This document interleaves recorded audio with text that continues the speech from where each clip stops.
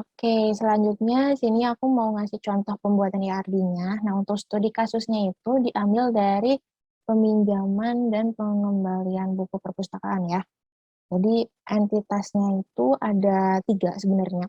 Ada buku, anggota, sama staf perpustakaan. Tapi karena kardinalitasnya itu many to many, jadinya menghasilkan satu entitas baru yang namanya peminjaman dan pengembalian buku. Nah, terus sama ya, ini kayak buku ke anggota, terus juga staf perpus ke buku, staf perpus ke anggota itu sama kardinalitasnya many to many. Jadi ada entitas baru yang namanya peminjaman dan pengembalian buku. Nah, untuk cara penulisannya boleh seperti ini, boleh juga menggunakan asosiatif entity yang itunya itu ya apa entitasnya tuh ada belah ketupatnya. Jadi langsung digabungin sama relasinya. Nggak perlu pakai ada relasi yang ini sama relasi ini sama yang ini. Jadi cuman langsung pakai asosiatif entity itu boleh. Tapi untuk sekarang di contoh ini yang kayak gini ya kita jabarin biar cara bacanya juga lebih mudah. Nah, untuk cara pembuatannya aku di sini pakai Draw IO aja. Ini kalian pasti udah sering dengar kan ya website buat diagram ini. Ini create new diagram. Nah, ini pilihnya yang blank diagram. Oh ya, di sini kan ada pilihan entity relationship diagram. Nah, itu tuh nanti bentuknya bukan kayak tadi, tapi bentuknya udah ke CDM atau PDM. Karena CDM dan PDM kita bakal buatnya di aplikasi lain. Nah, untuk yang ini kita pilihnya yang blank. Oke, ini pilih mau disimpan di mana ya, di root aja.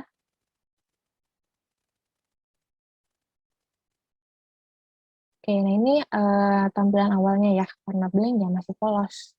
Karena ini sebenarnya buat diagram bebas, jadi nggak ada penulisan khusus untuk buat IRD-nya. Nah, ini ada, oh ya, kita pilih ini ya, entity relasional di sini. Terus ini ada simbol-simbolnya. Ini entity, tinggal diklik aja. Tadi ada 4, klik 4 kali. Nah, lalu kita sebar-sebarin. Tuh, ini bisa langsung dikasih nama aja ya. Namanya yang pertama tadi ada anggota. Oh, ini bukan anggota. Anggota di sini, ini buku ya. Buku, terus ini peminjaman dan pengembalian buku, terus yang ini namanya Starbucks. Oke, ini kita bisa besarin.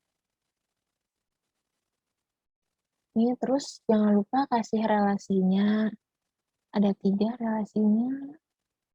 Ini kan kayak gini ya bentuknya kayak tadi, tinggal dikasih garis-garis kardinalitas sama dikasih atribut kan. Nah, bisa juga kalian pakai ini asosiatif entity, ini kayak gini. Nah, ini nggak perlu nih. Yang 3 ini tuh nggak perlu.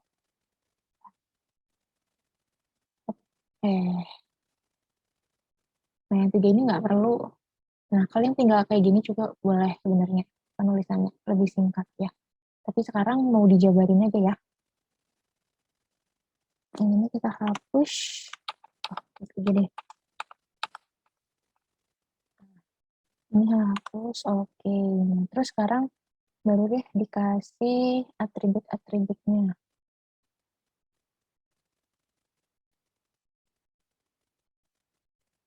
Kita nambahin atribut buku dulu ya. Di buku itu ada ISBN. ISBN, nah ini karena dia jadi primary, pakai underline ya di bawahnya. Terus juga, ntar lihat dulu, ada penerbit, judul buku, pengarang, tahun terbit, kategori. Ada penerbit, judul buku,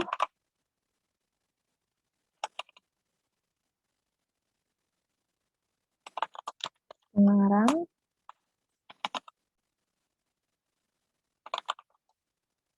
tahun terbit, sama satu lagi kategori. Oke, ini bisa dirapihin, ini boleh langsung kasih garis aja ya. Nah, ini karena pertama tuh otomatis kayak gini ya bentuk garisnya. Terus nih, kita bisa ubah di sebelah sini biar ujungnya nggak ada anak panahnya sama dikasih tipenya. Tipe garisnya tuh yang lurus. Nah, nanti otomatis ikut keubah yang selanjutnya.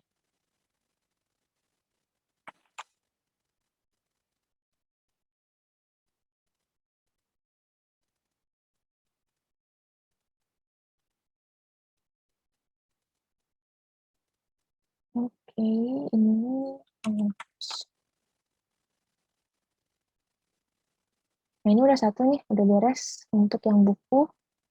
Terus kita tambahin yang anggota itu ada apa?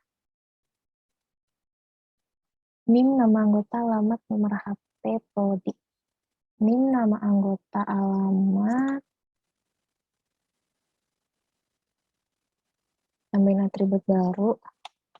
NIM, jangan lupa yang ini kasih underline, NIM,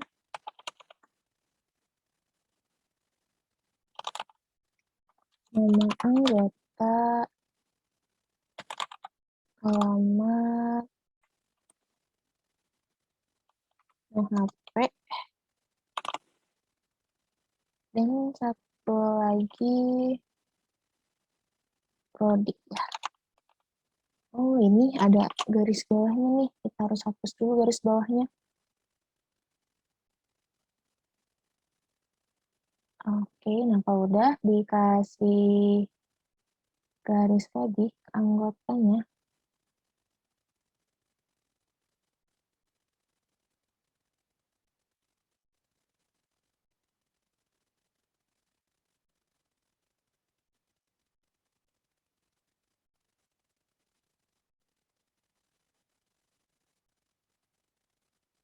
nah oke, udah selesai. Nah, sekarang coba kita ke staf perpus ini kurang lebih sama si atributnya sama yang anggota. Bisa di copy aja. Oke, ini push.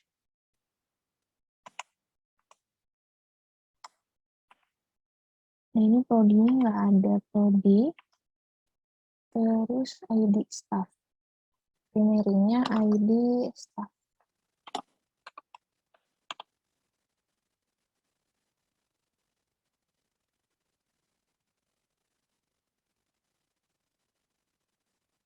Agak kasih garis.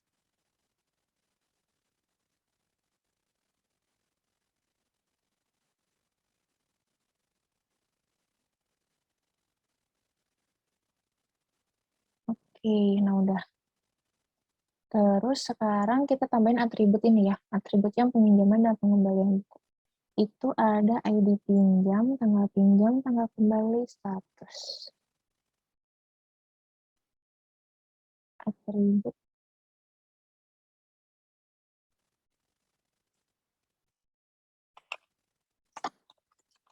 ID pinjam,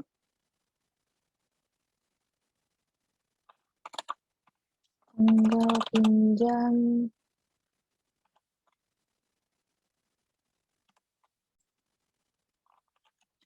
tanggal kembali,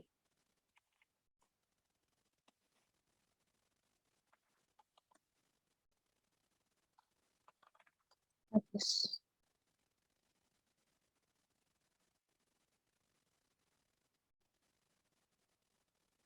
Kalau udah, jangan lupa kita kasih garis.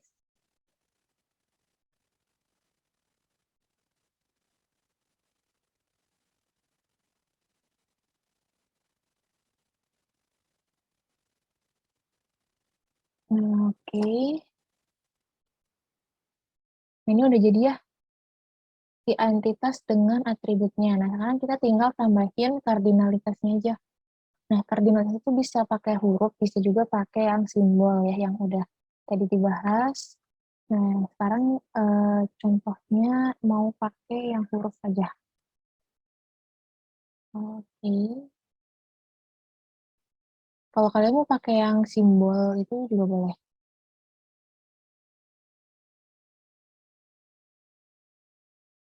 dirapihin. Oke, nah ini udah kayak gini kan. Kita tinggal nambahin kardinalitasnya bisa pakai teks. Teks ada di mana ya? Nah, ada di general, di teks. Nah, ini tinggal kita geserin aja. Nah, untuk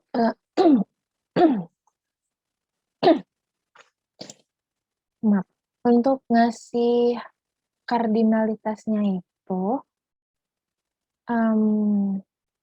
kan tadi udah tahu ya, untuk kardinalitas buku ke anggota itu kan many to many, makanya menghasilkan entitas baru. Nah, kalau kayak gitu tuh, karena ini dijabarin, jadi otomatis one to many, many to one gitu, si alurnya. Jadi yang ini satu, terus yang ini N, yang ini N, yang ini satu. Tuh. Nah untuk, oh ini belum kita ganti ya, mempunyai dua kali.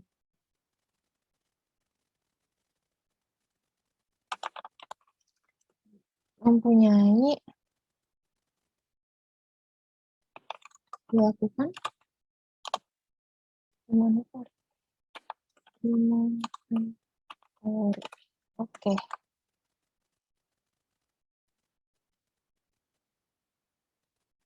Oke, yang ini juga berarti otomatis ya, karena harusnya kan many to many, tapi karena kita dijabarin, jadi otomatis itu kayak gini si kardinalitasnya. Oke, kita bahas ya. Nah, untuk cara bacanya itu, jadi satu buku bisa mempunyai data peminjaman dan pengembalian bukunya banyak. Satu buku bisa memiliki banyak data peminjaman dan pengembalian buku. Nah, terus ini data peminjaman dan pengembalian buku bisa dilakukan oleh satu anggota. Jadi satu data peminjaman buku itu hanya bisa dilakukan oleh satu anggota. Jadi peminjaman bukunya atas namanya itu cuma bisa satu. Jadi kalau pas waktu meminjam buku itu nggak bisa atas nama dua orang. Jadi di sini anggotanya cuma bisa satu buku. Itu. Terus yang ini juga sama ya, data peminjaman dan pengembalian buku itu dimonitori oleh satu staf perpus. Jadi yang mendata si proses peminjamannya itu oleh staf perpus satu orang. Satu data ya dilayaninya oleh satu orang. Tuh. Oke, ini udah selesai ya entitas apa IRD untuk peminjaman dan pengembalian buku perpustakaan. Oke, kalau ada pertanyaan bisa langsung ditanyain ya. Lanjut di video selanjutnya buat CDM dan PDM-nya. Terima kasih.